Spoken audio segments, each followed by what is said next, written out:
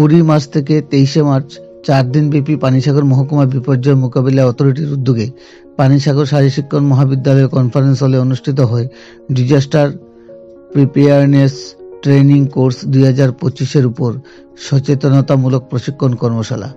প্রদীপ প্রজ্বলনের মাধ্যমে অনুষ্ঠানের শুভ সূচনা করেন পানিসাগর মহকুমা শাসক সুশান্ত দেববর্মা। তৎসঙ্গে উপস্থিত ছিলেন পানিসাগর মহকুমা প্রশাসনের ডেপুটি কালেক্টর দিবাকর জমাতিয়া, পানিসাগর শারীর শিক্ষণ মহাবিদ্যালয়ের assistant professor doctor Joydeb Das সহ অন্যান্য বিশিষ্টজনেরা। উক্ত 4 দিবসীয় বিপর্যয় মোকাবিলা অথরিটির উদ্যোগে সচেতনতামূলক কর্মশালায় অংশগ্রহণ করেন পানিসাগর মহকুমার বিভিন্ন প্রান্ত থেকে আগত 65 জন ভলান্টিয়ারেরা। এতে অংশগ্রহণ করেন পানিসাগর মহকুমা বিপর্যয় মোকাবিলা অথরিটির আপ্তামিত্র ভলান্টিয়ারগণ। 4 দিবসীয় সচেতনতামূলক প্রশিক্ষণ কর্মশালায় প্রশিক্ষণরত ভলান্টিয়ারদের হাতে কলমে বিপর্যয় মোকাবিলার উপর প্রশিক্ষণ প্রদান করা হবে। প্রশিক্ষণের সমাপ্তি লগ্নে 4 দিবসীয় প্রশিক্ষণ কর্মশালায় অংশগ্রহণকারী ভলান্টিয়ারদের হাতে তুলে দেওয়া হবে শংসাপত্র। 4 দিবসীয় প্রশিক্ষণ কর্মশালায় হাতে কলমে প্রশিক্ষণ প্রদান করেন আগরতলা থেকে আগত প্রশিক্ষণপ্রাপ্ত বিশেষজ্ঞ ট্রেনারগণেরা। প্রশিক্ষণ প্রদানকালে প্রজেক্টর ও এলইডি টিভির মাধ্যমে প্রদর্শনীমূলক কলা কৌশল প্রদর্শনের মাধ্যমে বিশেষ প্রশিক্ষণের ব্যবস্থা করা হয়। পাশাপাশি মহকুমার বেশ কয়েকটি স্থানে নিয়ে গিয়ে প্রশিক্ষণার্থীদের নিয়ে হাতে কলমে প্রশিক্ষণ প্রদান করেন বিশেষজ্ঞ প্রশিক্ষকেরা। এতে করে প্রাকৃতিক বিপর্যয় তথা দুর্যোগ মোকাবিলায় ক্ষতিগ্রস্ত লোকজনদের সহায়তায় হাত বাড়িয়ে দেওয়ার ক্ষেত্রে সহায়ক হবে বলে জানান পানিসাগর মহকুমা বিপর্যয় মোকাবিলা অথরিটির কর্মীবৃন্দরা। পানিসাগর মহকুমা বিপর্যয় মোকাবিলা অথরিটির উদ্যোগে পানিসাগর মহকুমা জুড়ে 4 দিবসীয় বিপর্যয় মোকাবিলার উপর বিশেষ সচেতনতামূলক কর্মশালাকে ঘিরে গোটা পানিসাগর মহকুমা জুড়ে ব্যাপক উৎসাহ পরিলক্ষিত হয়। পানিসাগর প্রতিনিধির রিপোর্ট, শ্যামলী ত্রিপুরা। 4 দিন তো থাকতে লাগতো না এখানে, 3 দিন, 4 দিনের দিন তো শেষ, দুপুরবেলা শেষ হয়ে যাইব। যা শিখা বা যা আলোচনা করব তা যাতে আমরা মনোযোগ দিয়ে শুনতে পারি এবং যাতে শিখতে পারি, শিকার ইচ্ছা নিয়ে বয়ে থাকতে হবে। আমি যাতে শিখতে পারি এই মানসিকতাটা এখানে থাকতে হবে আমার। কিছু লিটারেচার আছে, কিছু হ্যান্ডস অন ট্রেনিং আছে। আজকে একটা তুফান হইল, দেখা গেল বিশাল বড় একটা গাছ তুফানে ভাঙ্গা কারেন্টের তারটার নিয়ে, কারেন্টের যে ইলেকট্রিক পোল কই আমরা, এটা নিয়ে পড়ছে, আমার বাড়িতেই পড়ছে। ভালো, আমি কি সঙ্গে সঙ্গে যাবো গাছ কাটতে?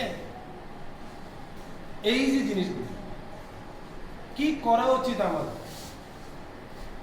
কি সাবধানতা অবলম্বন করা উচিত, যে গাছটা কাটার আগে আমার কি কি চিন্তা করা মাথার যাতে আয়ে, ওই জিনিসগুলি শিখাই। এবার কে কাটবো, কিভাবে কাটবো, কি মেশিন দিয়ে কাটবো, তাও আছে আমাদের কাছে। তাইলে আমার একদম শুরুর থেকে হ্যান্ডস অন ট্রেনিং তো আছে, বোটিংও শেখানো হইব ওইখানে।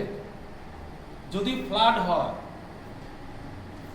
আমি আমারই ভাই হইতে পারে, আমার বোন হইতে পারে, আমার মা বাবা হইতে পারে, আমি বাইরে হয়তো দেখা গেল যে ফ্লাড হয়েছে, আমার মা বাবা জলে যুক্ত আছে, কিভাবে বাঁচাবো আমি তাকে?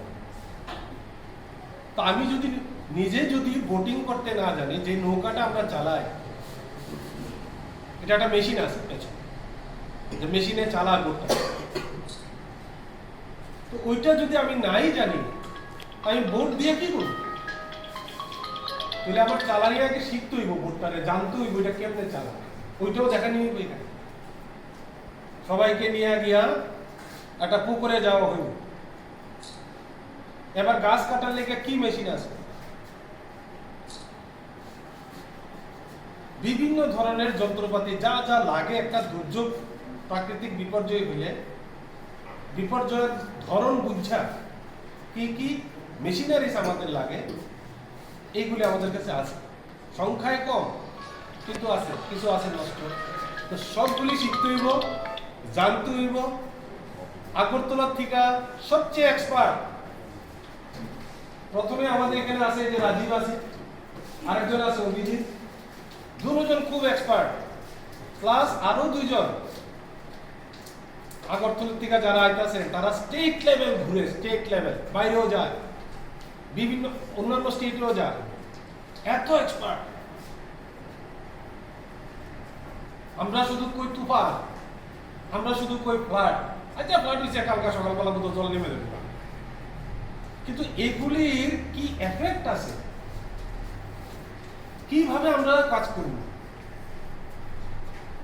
তারা যখন কইব না কই পারি এত কিছু এটার মধ্যে জানতে লাগে, প্লাস মাইনাস আছে এগুলিতে, ছোটখাটো একটু অঙ্ক আছে।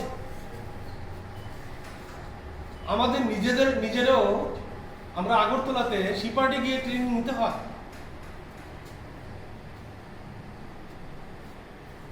সোজা কথা ভাই, এই ট্রেনিংটায় অংশগ্রহণ করা মানে আমি আমার গ্রামের লেগে, আমি আমার সমাজের লেগে কিছু করতাম। যেখানে এটা দিয়ে চাকরি পাওয়া যাইব তা না, নিজের স্বেচ্ছা, যেটা আমরা ইংরেজিতে ডেডিকেশন করি, ডেডিকেটেডলি আমার গ্রামের মানুষকে সাহায্য করা, কিভাবে একটা মানুষের মৃত্যুর হাত থেকে বাঁচানো যায় যদি প্রাকৃতিক বিপর্যয় হয়, গাছের নিচেই পড়ে রইল বা জলের নিচে ডুবতে আছে, তারে কিভাবে বাঁচানো যায়।